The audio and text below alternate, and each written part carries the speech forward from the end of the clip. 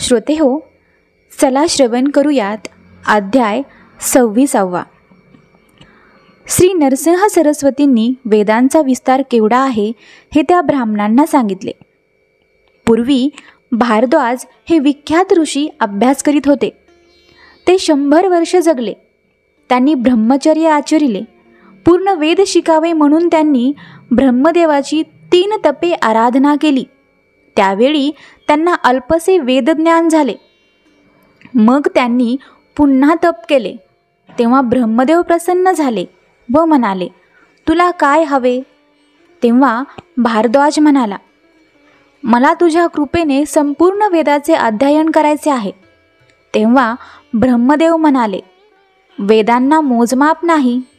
मलाही वेद अगम्य आहेत. ब्रह्मदेवाने ऋषींना 3 वेद दाखविले. ते पर्वतासारखे दिसले व कोट्यावधी सूर्यासारखा त्यांचा प्रकाश होता. ते पाहून ऋषींना मग भय वाटले व म्हणाले, देवा, अशक्य आहे.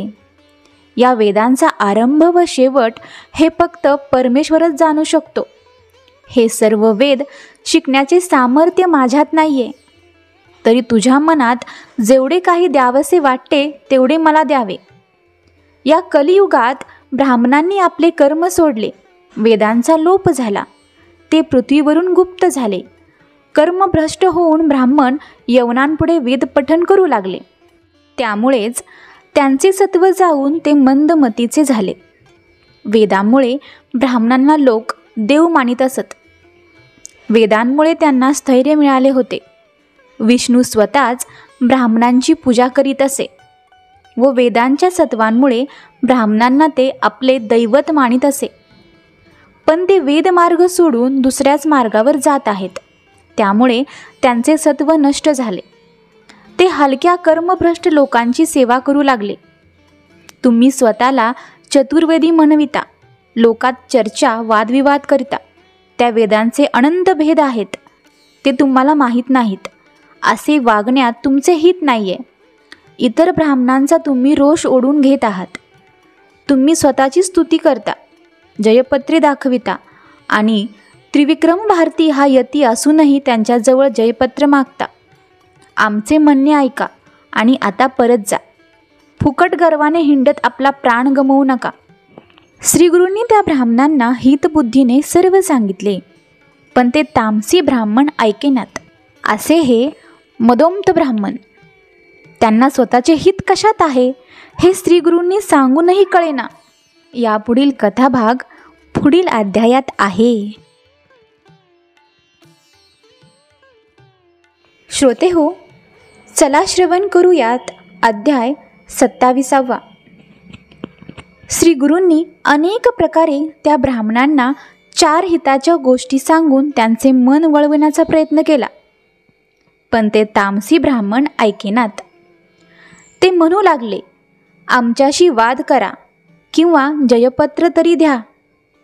तेव्हा श्रीगुरू रागाने म्हणाले, तुमच्या अंतःकरणात जशी इच्छा असेल तेच तुम्हाला मिळो.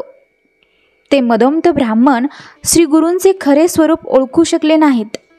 आपला नाश करून घ्यायला उद्युक्त झाले. तेवढ्यात श्रीगुरूंना दूर वाटेने जाणारा एक माणूस दिसला. त्यांनी शिष्यांना सांगून त्या पांथस्थाला बोलावून घेतले. श्रीगुरूंनी त्या माणसाची विचारपूस केली. तेव्हा श्रीगुरूंचे बोलणे ऐकून तो म्हणाला, महाराज, मी मातंग असून या गावाच्या बाहेर राहतो. तुम्ही सर्वांवर कृपा करणारे आहात. आपण बोलावणे पाठवले म्हणून मी आलो. माझा आता उद्धारच झाला. श्रीगुरूंनी आपली अमृतमयी दृष्टी त्या मातंगावर टाकली. त्यांनी आपल्या शिष्याच्या हातात एक काठी दिली आणि भूमीवर त्या मातंगापुढे 7 रेषा आखल्या. त्या मातंगाला या रेषेतील एक रेष तू ओलांडून पुढे ये असे सांगितले. त्यांनी सांगताच त्या मातंगाने पहिली रेष ओलांडली.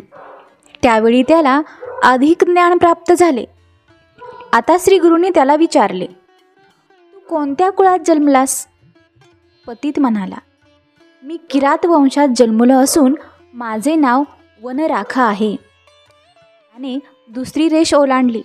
तेव्हा त्याला पूर्वीपेक्षा जास्त ज्ञान प्राप्त झाले. तो अनेक गोष्टी बोलू लागला. सर्व लोक आश्चर्य होऊ लागले. त्याला श्रीगुरूंनी तिसरी रेष ओलांडायला सांगितली. तेव्हा त्याला पूर्वजन्मीचे स्मरण झाले. तो म्हणाला, मी नावाडी आहे, मी नदीतीरी राहतो. चौथी रेष ओलांडल्यावर तो म्हणाला, मी शूद्र वंशाचा आहे, मी माझ्या कामाला जात असताना आपण मला बोलावले. पाचवी रेष ओलांडल्यावर त्याला जास्त ज्ञान प्राप्त झाले व तो म्हणाला, मी वैश्य कुळातील असून माझे नाव सोमदत्त आहे. सहावी रेष ओलांडल्यावर तो म्हणाला, मी क्षत्रिय आहे, माझे नाव गोविंद आहे. सातवी रेष ओलांडल्यावर तो म्हणाला, मी विप्र असून माझे नाव अध्यापक आहे, मला वेद शास्त्रे व्याकरण सर्व येते. श्रीगुरू म्हणाले, वेदशास्त्रे जाणतोस असे म्हणतोस. हे ब्राह्मण वेदशास्त्रावर चर्चा करण्यासाठी आलेले आहेत, त्यांच्याशी चर्चा कर. श्रीगुरूंनी भस्म मंत्रून त्याच्या सर्व अंगावर शिंपडले. तेव्हा त्या माणसाच्या अंतःकरणात ज्ञानाची ज्योत प्रदीप्त झाली व तिचा प्रकाश पडला. श्रीगुरूंच्या स्पर्शाने तो पतित माणूस महाज्ञानी झाला. नरसिंह सरस्वती जगाचे गुरु आहेत, मूर्तीचे अवतार आहेत. त्यांना जे सामान्य माणूस समजतील तेच अधोगतीत जातील. अशा प्रकारे त्या पतिताला अचानक ज्ञान झाले व तो वेद पठण करू लागला. हा सर्व प्रकार किंवा हा चमत्कार पाहून चर्चेसाठी आलेले ब्राह्मण भयभीत झाले. त्यांची बोबडीच वळली, थरथर कापू लागले. त्यांनी श्री गुरुचरणी लोळून घेतले. ते श्री गुरूंच्या चरणी मस्तक ठेवून त्यांना वंदन करू लागले आणि म्हणाले, स्वामी, मायेच्या फशी पडून आम्ही अत्यंत तामसी झालो, ब्राह्मणांचा धिक्कार केला, आम्ही आपले अनंत अपराधी आहोत, याचा आम्हाला खूप पश्चाताप होत आहे. आपण गौरी शंकराचे अवतार आहात, तुम्ही सर्व प्राणी मात्रांवर दया करता, तरी आमचे दोष मनावर घेऊ नका, आमचा उद्धार करा. ते ब्राह्मण अशा विनवण्या करू लागले. तेव्हा श्री गुरु त्यांना म्हणाले, तुम्ही त्रिविक्रम भारती या महामुनीला त्रास दिला, आणखीही बरीच मोठी पापे केली आहेत, ब्राह्मणांचा द्वेष केला आहे, तुमचे कर्म तुम्हालाच भोगावे लागणार आहे. तुम्ही ब्रह्मराक्षस व्हाल. तुमचा पापाचा निराश झाला नाही तर तुम्हाला पुढे गती नाही आहे. श्री गुरूंचे वचन ऐकून विप्र श्री गुरूंच्या पाया पडून म्हणाले, आमचा भावसागरातून केव्हा उद्धार होईल. श्री गुरु कृपाळू असल्यामुळे त्यांना म्हणाले, तुम्ही 12 वर्ष राक्षसत्व पावाल. एका ब्राह्मणाच्या तोंडून शुल्क नारायण सूक्त ऐकून तुमचा उद्धार होईल. तुम्ही गंगातीरी जाऊन राहा. त्यानंतर ते विप्र गावाबाहेर पडले व गंगातीरी जाताच हृदयशूलाने त्यांचे प्राण गेले व ते ब्रह्मराक्षस झाले. 7 रेषा उलटून पूर्वजन्मीची स्मृती जागृत झालेला तो मातंग आता विप्रत्व पावला होता. श्री गुरूंना वंदन करून आपल्या पूर्वजन्मीच्या कोणत्या दुष्कर्माने आपण हीन जातीत गेलो ते विचारले. आपला उद्धार करा, अशी त्याने श्री गुरूंना प्रार्थना केली.